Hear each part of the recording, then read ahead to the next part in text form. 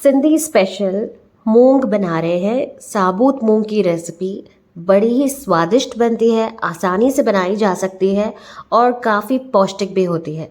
इसे आप एवरीडे अपने लंच या डिनर में इनकॉर्पोरेट करें to reap the maximum benefits. तो चलिए video like share and channel को सब्सक्राइब करना ना भूलें। मैं निकिता आहूजा स्वागत करती हूँ आप सभी का मेरे चैनल में। तो चलिए शुरू करते हैं।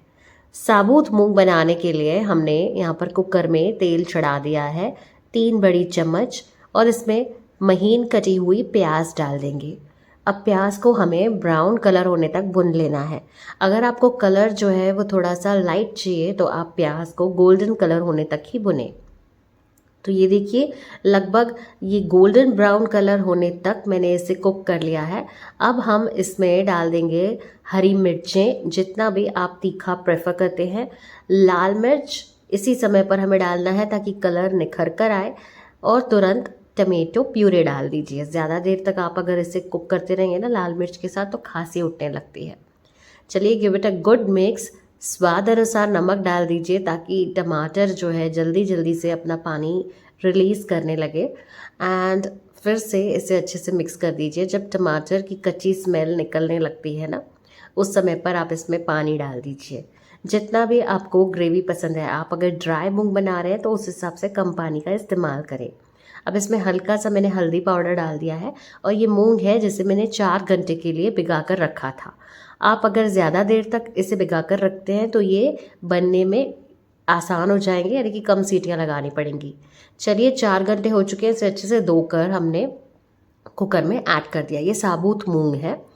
अब अच्छे से मिक्स कर लीजिए। एक उबाल आने लगता है ना, उस समय पर आप इसका ढक्कन लगा दीजिए और अराउंड 3 से 4 सीटी तक इसे कुक करें। एक बार चेक कर लीजिएगा और फिर मथाने की सहायता से हमें इसे मैश कर देना है। यानी कि एकदम खड़े खड़े होते हैं ना, तो हल्का सा हम इन्हें मैश कर लेंगे।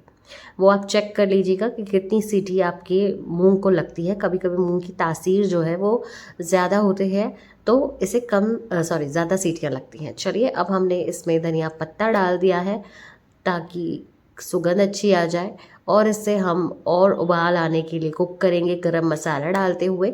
इसमें काफ़ी लोग लहसुन का इस्तेमाल भी करते हैं, हमने नहीं करा है वो।